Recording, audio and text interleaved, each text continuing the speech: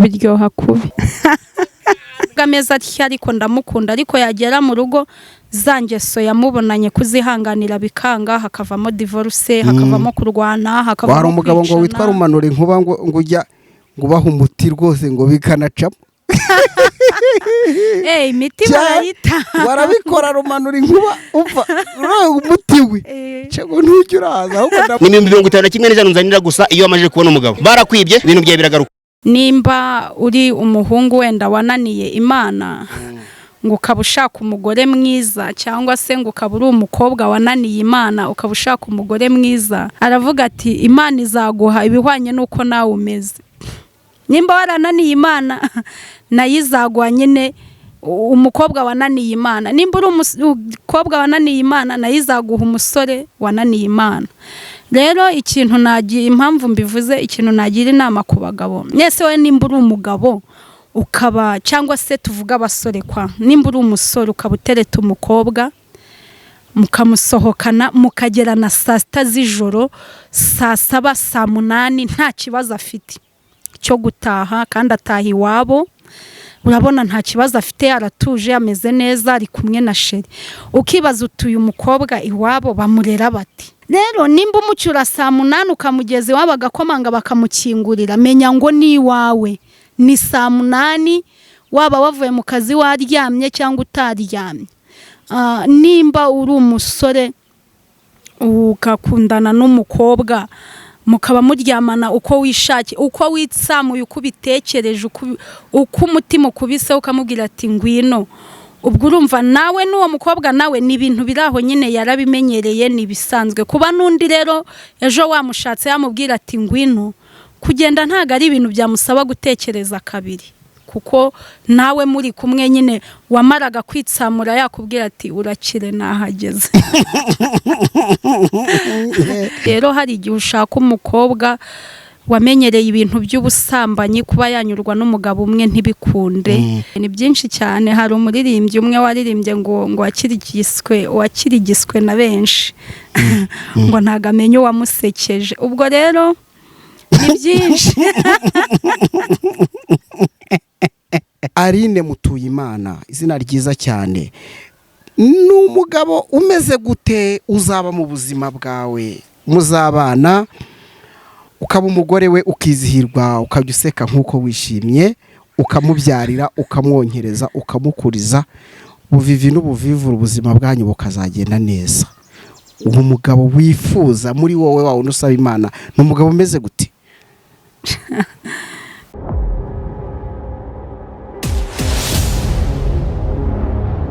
Reka nanone twongere tubahe ikaze kandi tubashimire inshuti zacu zakadasohoka. Mwese mumererwe neza, ibyo mukora byose Imana ibihe umugisha. Tubashimire cyane. Ndi kumwe n'umwari mwiza mutemba shyushyu mutereka amata ruhanganye ubuhanga bwiza budashirirora. Murabizi ko abana b'abakobwa ni bamwe mu bantu bizerwa cyangwa se twavuga ngo ni bamwe mu bantu urugo cyangwa se umuryango uba ufiteho amizero y'ibyishimo, cyane ko bavuga ngo ejo tuzabona umuntu yinjiye hano bafata irembo, ejo basabe bakwe tujye mu rusengero, ibintu byose bibe wane. Ariko siko bimeze. Hamwe na hamwe usanga nyine ibyo ababyeyi bari biteze bigenda biyoyoka ndetse bamwe mu bana babo bagatwara n'inda, iby'umuryango wanadepasaga bigahita byiyongera ku rugero ruri hejuru, bigatuma rero twibaza ngo bino bintu kuki bikorwa, kuki bibaho. Uyu munsi twabatumiriye uyu mujene muri kubona kuri kamera yacu, cyane cyane icyo tuje kuganiraho nawe ni iki ngiki, nicyo nari maze kuvuga. Murabizi ko umusaza umukecuru ashobora kuduha inama, ariko rimwe na rimwe biragora ko umukobwa ugeze igihe ashobora kuyitega amatwi, hanyuma bikaba akarusho aramutse yumva mugenzi we ariho amuganiriza, rwa rungano yibonamo, batega amatwi bakumva, rimwe na rimwe bakaba bahindura imigenzereze yabo itari myiza. Mutuyimana Aline ni umukobwa w'umukristo kandi nawe akaba ari umukristo akunda Imana agakunda n'abantu, akaba ari umukobwa nawe uri muri cya kigero tuvuga ko ashobora nawe kugwa mu bishuko abari bamutegerejeho ibyiza bakabibura. Twaje kumwaka inama kuri uyu munsi cyane ko ari inararibonye abana n'ingeri zose zitandukanye. Akaba ari umukobwa ukunda abana cyane kabisa, cyane ku rugero twavuga ko rusa naho rutangaje, aho usanga udufoto twe ari kumwe n'abana bo mu muhanda, ugasanga udufoto twinshi ari gusangira n'abana, rimwe na rimwe bambaye n'abareka akisanisha nabo. Mu by'ukuri ukabona nyine ari umuntu ushobora no kwibaza ngo ese biriya bikora gute, biterwa n'iki, bimeze biti. Uwo niwe twaje kuganira nawe, ariko cyane cyane ntabwo turi bumubaze kuri ibyo by'abana, tuzabifatira umwanya urwo rukundo akunda abana, ahubwo turamubaza ese umwana w'umukobwa kugira ngo azatange ibyishimo mu muryango, azagere ku rwego azizihirwa n'ababyeyi bakizihirwa, n'irihe banga azakoresha? Niwe tugiye kuganira, ntimujye kure.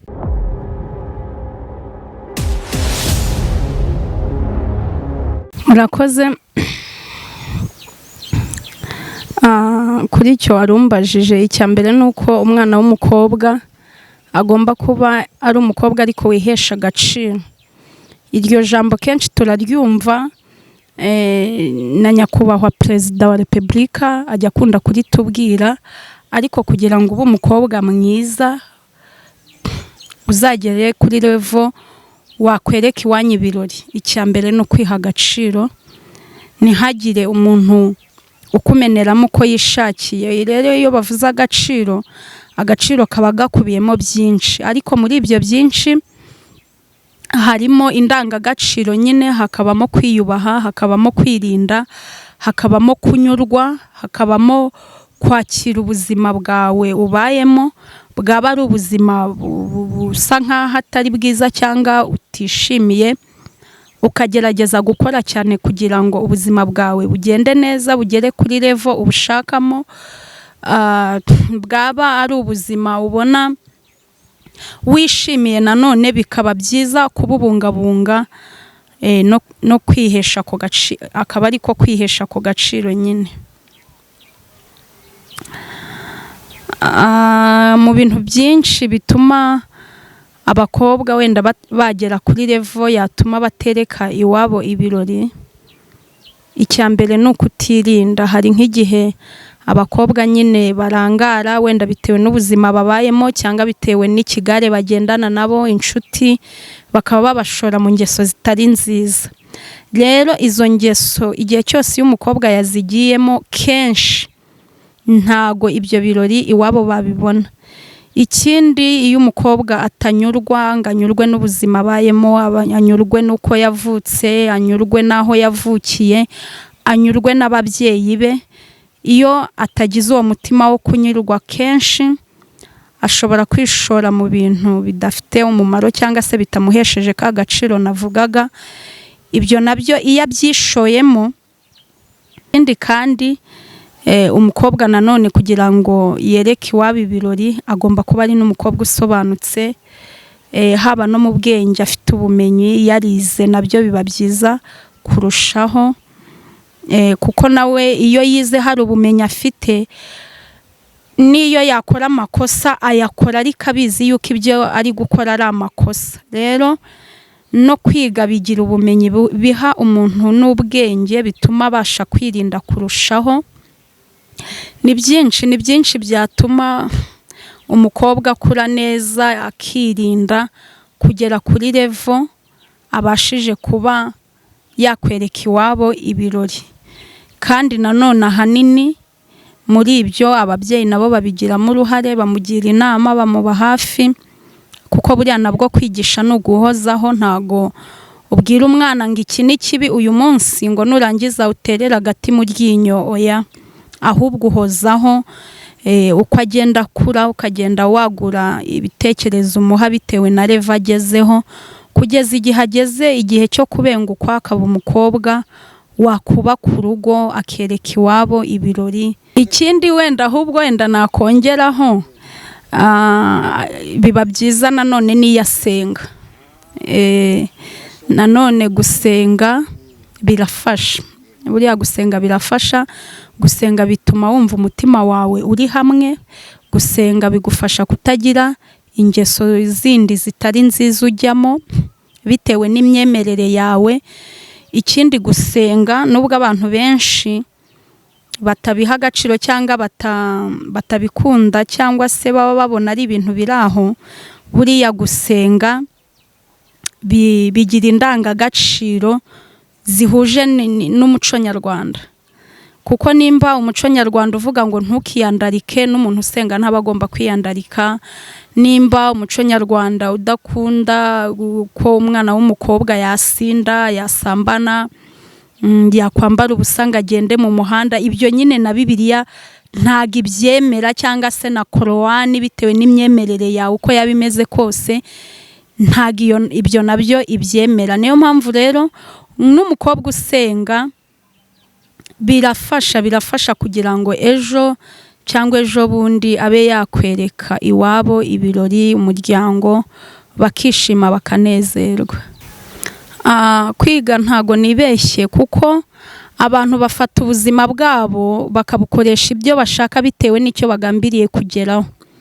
Ariko kwiga ni uko uba ufite ubumenyi, hari ibyo uba warize. Ibyo rero ushobora kuba wabibyaza umusaruro iyo uri wa muntu nyine ukeneye gutera imbere ukoresheje ubwo bwenge wakuye mu ishuri cyangwa ubumenyi wakuyeyo.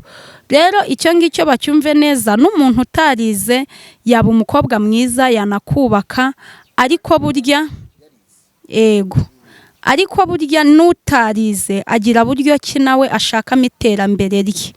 Buriya uzanababona kenshi abantu bakize kandi batarize, bageze ku bintu bikomeye kandi batarize. Ariko icy'ingenzi burya kwiga, hari ukwiga aya mashuri aya ngaya, ariko n'umwe uba waravuze ati sinagize amahirwe yo kujya muri aya mashuri, hari ubundi bumenyi aba afite, haba mu bw'isi, haba mu myuga, abafite ubundi bumenyi runaka. Ubwo bumenyi rero nabwo bumufasha kugira ngo ibyo aba yarize nubwo atabyize mu ishuri, ariko ibyo yamenye afite mu mutwe we bimufasha kwihangira nawe ubuzima, agatera imbere adasabirije. Yego. Kunyurwa mu magambo yumvikana ushatse kuvuga iki? Kunyurwa ni ikinyarwanda cyumvikana, ariko cyane cyane ku bana b'abakobwa ntago bagira kunyurwa muri bo. Nk'ubu ngubu urareba iterambere tujyamo, uko bwije uko bukeye haduka ibintu bishyashya, haduka imyenda mishya, inkweto nshya, style z'imisatsi nshyashya, imyambaro mishyashya. Rero iyo umwana w'umukobwa atagize kunyurwa, nimba haje inkweto nziza aba yumva yayambara, ugasanga ashatse kuyambara ubushobozi bwo kuyigura atabufite. Nimba hadutse akenda keza akumva yakambara, kandi ubwo bushobozi ntabufite. Rero iyo utanyurwa niho hahandi ukoresha uko ushoboye, waca mu nzira mbi ntacyo bikubwiye, icyo uburwanira nuko cya kindi ushaka ukigeraho. Rero icyo ntago ari ukunyurwa nyine, ni ukumva yuko ibyo ushatse ubibona nyamara ubushobozi bwabyo ntubufite.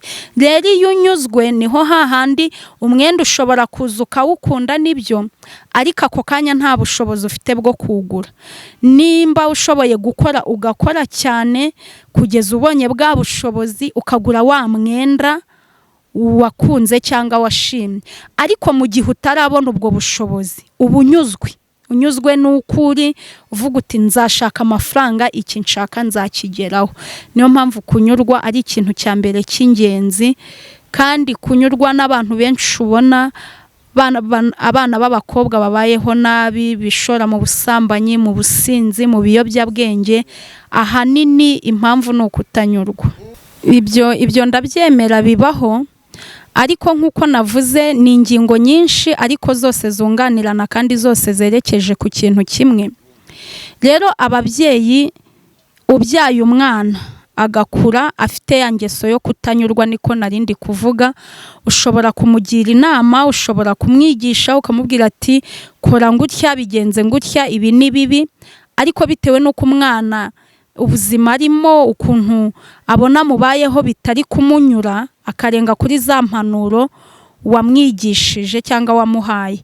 Ariko nanone ababyeyi ni inshingano zabo kwita ku bana, wenda akakunanira ariko waragerageje, ariko nanone ntibivuze ko hari ababyeyi, ntibivuze ko hatari ababyeyi nabo badaha abana inama, cyangwa se akaba abimubwiye nk'ubu akamubwira ati rero mwana wanjye tware ngutya genda ngutya, akumva ngo birabahagije, akumva nyine inshingano ze yazujuje, ukwezi kugashira, umwaka ugashira, ibiri gashira, umwana ntabone umuganiriza, kuko uko umwana akura umunsi ku wundi aba akeneye kuganira n'umubyeyi, kuko uko uganira n'umubyeyi kenshi gashoboka niko wunguka ubundi bumenyi, uko muhorana, uko mwegerana. Ariko hariho ikibazo nk'ubu muri iyi minsi kubera iterambere twese turi gushaka cyane, ugasanga umubyeyi abyuka kare ajya mu kazi, ataha ananiwe, ataha ababaza atese mwize ku ishuri bimeze neza, yego, akahita aryama, icyumweru kigashira, ukwezi kugashira, nko ku munsi yaruhutse, nimba ari Sabato, nimba ari ku cyumweru, cyangwa se nimba ari kundi munsi runaka, akirirwana umunaniro, ari kwita ku by'urugo rwe, ari gukora amasuku, ari kwita wenda ku mutware we, ugasanga na wa mwanya yakaganirije wa mwana w'umukobwa ntawubonye. Rero iyo utaganirije umwana wawe cyane, hari abandi baba bamuganiriza mu gihe wowe utari kumuha iki kintu, bacyumve, mu gihe utari kuganiriza umwana wawe cyane kenshi gashoboka, hari abandi baba bamuganiriza. Ashobora kuba aganira n'urungano rwe, kandi urwo rungano rwe rifite imico itandukanye. Ashobora mu mwanya utari kumuganiriza aganira n'abasore bigana, ashobora kuba aganirizwa n'abagabo bubatse, ashobora kuba aganirizwa n'abasaza, kubera yuko wowe wamuburiye umwanya. Ariko iyo umuganiriza kenshi gashoboka, niyo abo bamuganiriza ku ruhande baje, nawe arasesengura akavuga ese ari byo mama ambwira, ari byo papa ambwira, nibyo bariya bambwira, icyiza ni ikihe, icyo nahitamo ni ikihe. Rero birafasha, byibuze wenda nimba uri umubyeyi, gerageza byange, ariko winanirwa no kugerageza. Ndumva ari icyo nababwira. Gusenga nk'uko nari mbivuze, gusenga hari amategeko, amabwiriza by'umuntu ukijijwe nk'uko twese tubizi. Nimba ukijijwe, waba usoma Bibiliya, waba ukoresha Evanjiri, waba ukoresha Bibiliya ntagatifu, waba ukoresha Korowani, ibyo ari byo byose hari uburyo uwo muntu cyangwa se uwo muyoboke w'iryo dini abaho. Ariko nta dini ryemerera abakobwa baryo kuba basambana, kuba basinda, kuba bakwishora mu businzi, kuba bakwambara ubusa ngo bambare impenure. Nta dini, iryo dini ntaryo ndumva, wenda uretse ibyaba byaraje ubu tutaramenya, tutarasobanukirwa. Ariko ubundi buri torero ryose cyangwa buri iyobokamana ryose naryo rigendera kuri izo ndangagaciro. Nimba gusenga bikubwira ati ntukibe, ntukice, ntugasambane, ntukifuze iby'abandi, ntukararakire iby'abandi, iyo uwo mwana w'umukobwa asenga izo ndangagaciro cyangwa se ubwo bumenyi bumurimo, birushaho gutuma n'ibyo abyirinda, kuko bidahura n'imyemerere ye. Katurebe ku kijyanye n'umuco. Ibintu nyine bituma urwo rugo rwasenyuka ni rwinshi, ni byinshi. Ikindi, hari nk'abakobwa nk'ubwo burara ndi kuvuga, abo bakobwa barara mu tubari, barara hehe, kenshi baba bishora mu busambanyi cyane. Rero hari igihe ushaka umukobwa wamenyereye ibintu by'ubusambanyi, kuba yanyurwa n'umugabo umwe ntibikunde, akumva yuko kuba muri kumwe ari nka adresse, akumva wa muco we nyine yawukomeza, uyu munsi ari kumwe n'uyu, ejo ari kumwe n'uriya. Rero ibyo nabyo ni impamvu cyane yatuma urwo rugo rusenyuka cyane. Ni byinshi ni byinshi cyane. Hari umuririmbyi umwe waririmbye ngo wakirigiswe na benshi ngo ntago amenye uwamusekeje. Ubwo rero ni byinshi. uwakigizwe na benshi ntamenya ntago amenya uwamusekeje. yego, ubwo bivuze ngo arakomeza agashakisha ngo arebe ko wawundi amugeraho. yego. Okay, reka dusoreze ku bintu bibiri. icya mbere ni iyihe nama abakobwa bo babyumvise igitsina gabo wayiha ukavuga uti mwabagabo mwe nyabuneka? igitsina gabo inama nakigira kabisa. buriya rero inama nazo bagashoza ntambara, inama nazo ziba ziranga. buriya hari akantu kamwe Pasiteri Mpyisi yegeze avuga, aravuga ngo nimba uri umuhungu wenda wananiye Imana ngo ukaba ushaka umugore mwiza, cyangwa se ngo ukaba uri umukobwa wananiye Imana ukaba ushaka umugore mwiza, aravuga ati Imana izaguha ibihwanye n'uko nawe umeze. nimba warananiye Imana nayo izaguha nyine umukobwa wananiye Imana. nimba uri umukobwa wananiye Imana nayo izaguha umusore wananiye Imana. rero ikintu nagira, impamvu mbivuze, ikintu nagira inama ku bagabo, mwese we nimba uri umugabo ukaba, cyangwa se tuvuga abasore nimba uri umusore ukaba utereta umukobwa mukamusohokana mukagera na saa sita z'ijoro, saa saba, saa munani, nta kibazo afite cyo gutaha, kandi ataha iwabo, urabona nta kibazo afite, aratuje, ameze neza, ari kumwe na sheri. ukibaza utuye umukobwa iwabo bamurera bati, ese abaye hate? rero nimba umucyura saa munani ukamugeza iwabo agakomanga bakamukingurira, menya ngo ni iwawe, ni saa munani, waba wavuye mu kazi waryamye cyangwa utaryamye.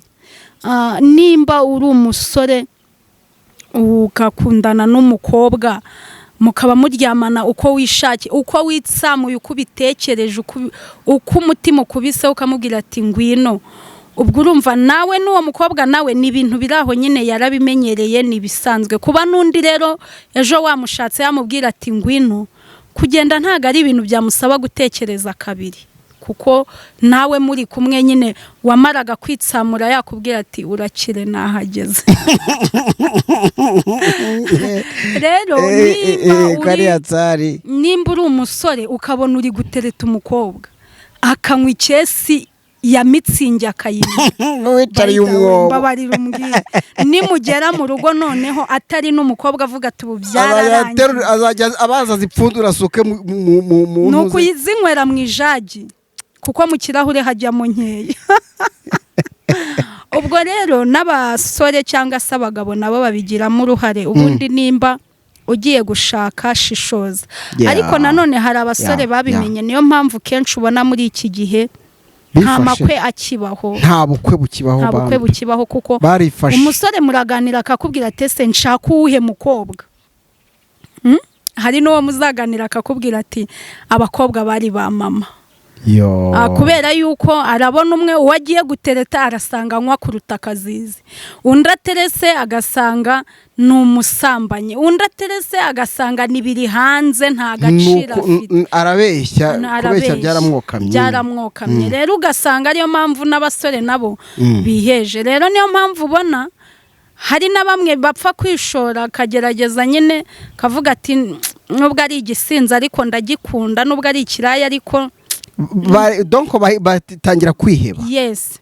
rero niyo mpamvu kenshi nawe apfa kuvuga ati nubwo ameze atya ariko ndamukunda, ariko yagera mu rugo za ngeso yamubonanye kuzihanganira bikanga, hakavamo divorce, hakavamo kurwana, hakavamo hari umugabo ngo witwa Rumanura Inkuba ngo ujya ngo baha umuti rwose ngo bikanacamo. imiti barayita, barabikora. Rumanura Inkuba umva umuti we cyangwa ntujya uraza, ahubwo ndamwamamara. Okay, ni inkuru ziri aho tu, ariko njyewe nzi ko hari umuntu twigeze guhura arambwira ati rwose jyewe umukobwa duturanye byari byaranze, umuntu aramwongorera ajyayo, kandi cyumweru cyarati ngo bihita bicamo. ariko nanone ubwo nukuvuga ngo rero hari uwiheba akagera no kuri urwo rwego rwo kujya gutanga amafaranga, ariko akavuga ati nashake aba ameze gutya ariko mubone. yes. reka tugane ku musozo. icyo ni kimwe nashatse ko utubwira ariko kirarangiye. Aline Mutuyimana, izina ryiza cyane, ni umugabo umeze gute uzaba mu buzima bwawe muzabana ukaba umugore we ukizihirwa ukajya useka nk'uko wishimye ukamubyarira ukamwonkereza ukamukuriza buvivi n'ubuvivura ubuzima bwanyu bukazagenda neza. uwo mugabo wifuza muri wowe wawe unusaba Imana ni umugabo umeze gute? icya mbere ni umugabo usenga wubaha Imana muri we. Gusenga ntabwo ari bimwe byo wenda kuvuga ngo bwije buri wese yasenga, buri wese yasenga by'umuhango, yego ariko icyo nsindagiye ni ukuvuga ko yaba afite kubaha Imana muri we kurusha uko wowe yakubaha. Kubera yuko buriya yubashye Imana agakora ibyimushakaho yampa amahoro yuzuye nanjye nkamuhandi. Ikindi hagaraho gato, yampa amahoro yuzuye nanjye nkamuhandi. Yego. Akwimye amahoro nawe wayamwima? Ntago nayamwima, ariko impamvu mvuze ngo ufite kubaha Imana muri we, buriya abantu kuba afite kubaha Imana muri we niyo nge atari ngombwa ngo mbimenye ko yubaha Imana, ariko we iby'Imana imusaba gukora agerageza kubikora kubera yuko ayubaha cyangwa se ayitinya, cyangwa se buryo wubaha umuntu cyangwa se Imana uranayitinya, atari ukuyitinya byo guhahamuka, ariko igihe cyose iyo wubaha umuntu uba ufite no kumutinyamo gake. Rero niyo mpamvu mvuze icya mbere kuba afite kubaha Imana muri we. Yego. Ikindi ni umugabo ukora, ukunda gukora, gakora amaboko mu mufuka. Ukunda gukora kuko Bibiliya yegeze imbwira ngo ubwiza bw'umugabo ni imbaraga ze. Kabisa. Nk'izi zanjye wambaye ndakora we. Mani mbabarire kwirarira. Icya mbere rero ni ukuba yubaha Imana muri we, afite indangagaciro na kirazira by'umuco nyarwanda, no kudahubuka mu gihe ayobora urugo rwe. Yego. Kandi akunda gukora. Ikindi ari anankunda kamemu. Ahubwo aho tureditinga tubanza ko kantu imbere. Cyambere nyine agomba kuba nkunda baba mutemba shishu mutereka amata ruhanganye ubuhanga bwiza budashirirora, akajya gutera umutoma nk'uwo nguwo waba uri muri saraka kukira mu biganza by'akavuga ati kwino uruhoke mugore mwiza, ndaguharura uyu muhanda utagira feruje na dodani mu mutima, uzawugendamo wenyine nkurinda mbutiyaje mu rukundo. Karame mugabo mwiza utandohiriza ubusa, mbese mukizihirwa. Ubundi waba w'abakuru nababwira iki? Ukisanzura kuko nta nubwo mwaba musanza ibyo musanze munabisanjije byaba ari ibyanyu. Uwo mugabo rwose nanjye ndamukwifurije wamfura we. Ikindi akaba akunda abana bande? Abana nyine mwabyaye, uretse nabo twabyaye. Abana nyine, abana muri rusange.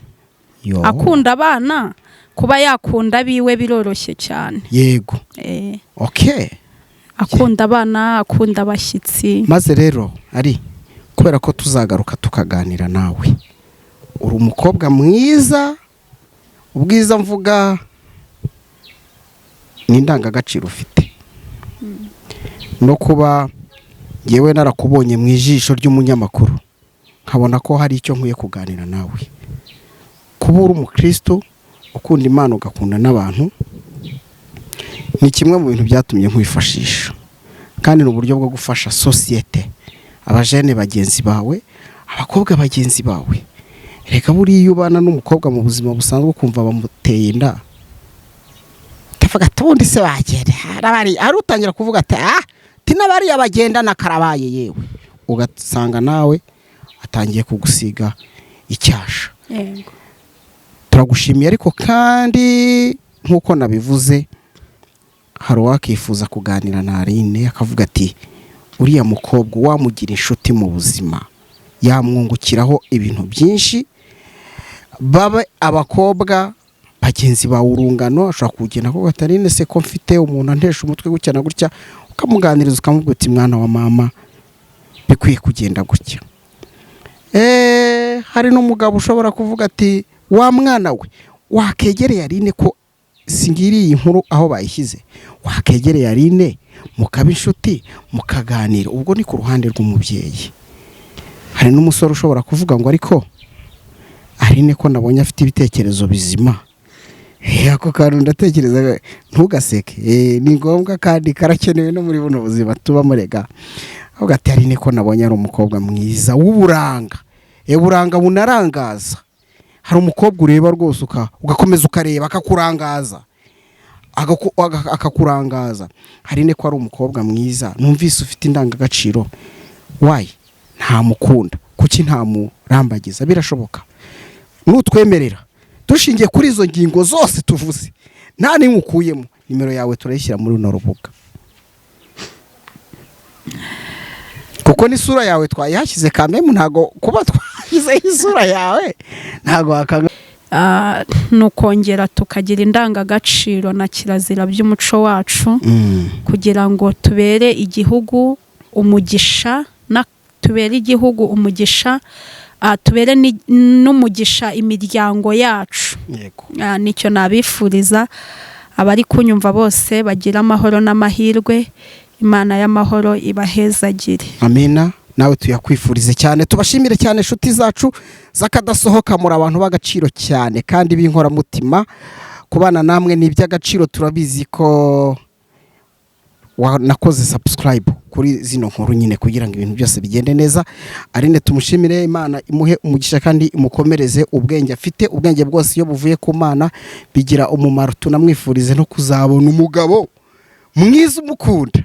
Nawe ni umukobwa ari mu rugamba nk'abandi bakobwa, nubwo atabibabwira, ariko buriya hari utuntu twishahura natwo tumuzengereza, tumutesha umutwe, ariko agakomeza agahangana no gusenga. Umunsi yabaye umugore nka nyina wamubyaye, nk'abakuru be, nk'aba nyina wabo, n'abandi babyeyi mwese mudukurikiye, azagira urugo rwiza. Mbashimire, nitwa Emmanuel Kanani, ibyo mukora byose Imana ibishyiremo ikiganza cyayo. Bye.